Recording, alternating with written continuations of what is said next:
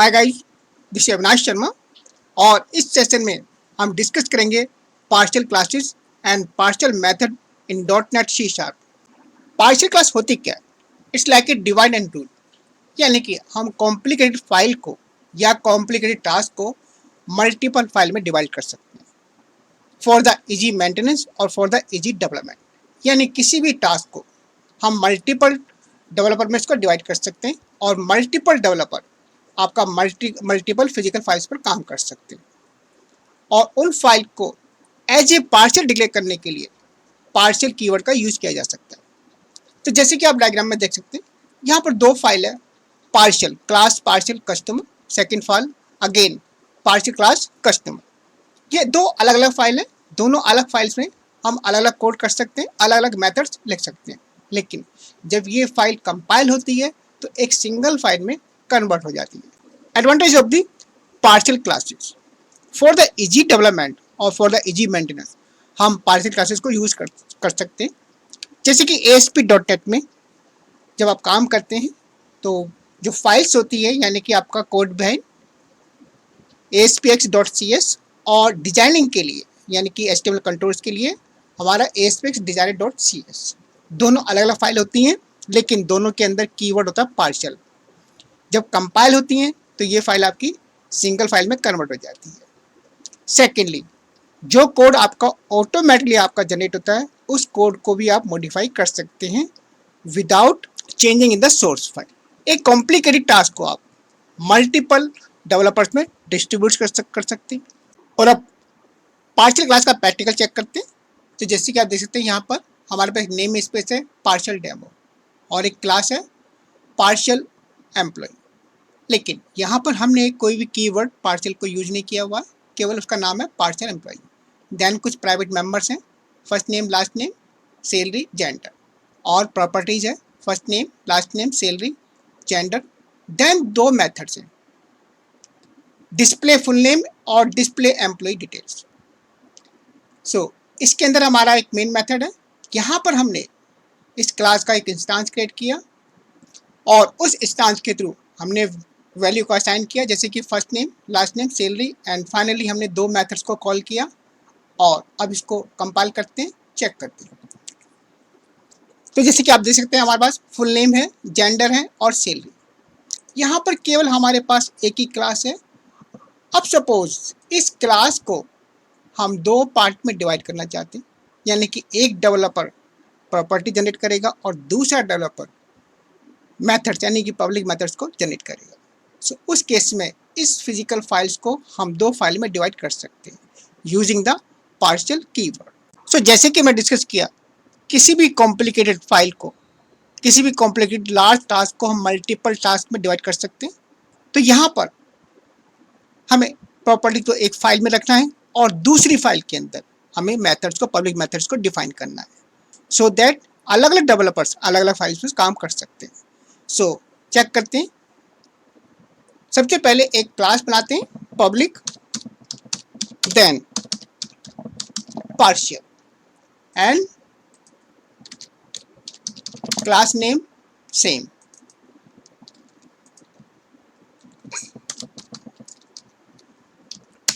Make sure इसको भी आपको पार्शियल बनाना है। सो यहाँ से हम मेथड्स को cut then paste in another class. So आप चेक कर सकते हैं, यहाँ पर दो क्लास है हमारी, क्लास का नाम सेम है लेकिन दोनों पार्शियल है। सो जब कंपाइल होगा तो ये दोनों क्लास हमारी सिंगल फाइल में यानी सिंगल क्लास में कन्वर्ट हो जाती है। हमें मेक श्योर करना है कि नेम स्पेस, जैसे कि नेम स्पेस यहाँ पर पार्शियल डेमो ये सेम होना चाहिए और असेंबली नेम भी आपका सेम होना चाहिए। सो हम चेक करते हैं मेन मेथड्स में। सो मेन मेथड्स में पार्शियल एम्प्लॉय, यानी कि ये जो क्लास है हमारी, ये अब सिंगल फाइल, इसको as a single file treat करेगा। चेक करते हैं। तो आप देख सकते हैं हमारे रिजल्ट पर कोई भी आपका किसी तरह का भी कोई डिफरेंस नहीं है, यानी कि दोनों फाइल को वो as a single file consider करता है। और अब चेक करते हैं पार्शियल मेथड्स। पार्शियल मेथड्स क्या होता है? एक क्लास के अंदर और स्टैटिक के अंदर हम पार्शियल मेथड्स को डिफाइन कर सकते हैं। यानी कि उसकी डेफिनेशन को हम वहाँ पर हम डिफाइन कर सकते हैं। और पार्शियल मेथड हमारे कोई भी एक्सेस मॉडिफायर को यूज नहीं कर सकता। पार्शियल मेथड का जो रिटर्न टाइप है आपका वो वॉइड होना चाहिए। और अब चेक करते हैं पार्शियल मेथड क्या होता है। सो जैसे कि देख सकते हैं यहाँ पर एक पार्शियल क्लास है हमारी पार्शियल एम्प्लॉय। यहाँ पर एक पार्शियल मेथड हम डिक्लेयर कर सकते हैं पार्शियल। तो जैसे कि मैं डिस्कस किया पार्शियल मेथड के अंदर public private access modify use नहीं कर सकते और उसका रिटर्न टाइप वॉइड होना चाहिए, से void. Then name of the method, so demo partial method. So this is the just definition.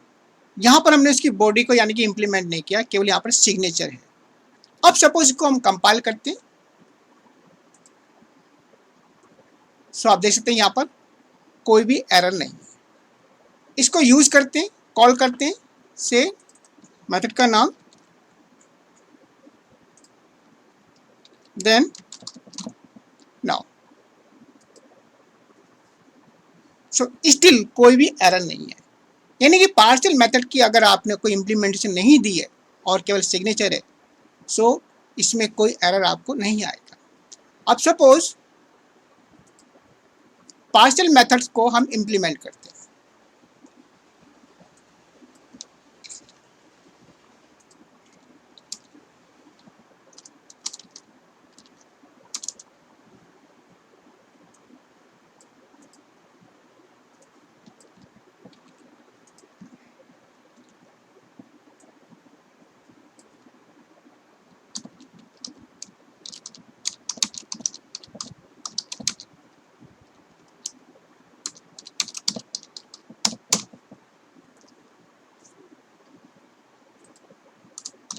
Demo partial method, इसके अंदर हमने एक लाइन को टाइप किया हुआ है और डिस्प्ले फुल नेम, यानी कि इसके अंदर हमने इस पार्शियल मेथड को कॉल किया है। सो सबसे पहले ये मेथड कॉल होगा, देन आपका ये लाइन प्रिंट होगी और उसके बाद आपकी थर्ड लाइन। चेक करते हैं।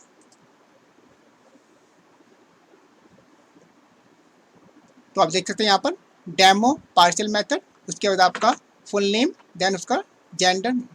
सो इस तरह से आप पार्शियल क्लास में पार्शियल मेथड को आप यूज कर सकते हैं। So guys, this was all about the partial classes and partial method in .NET C#. Thanks for watching the video.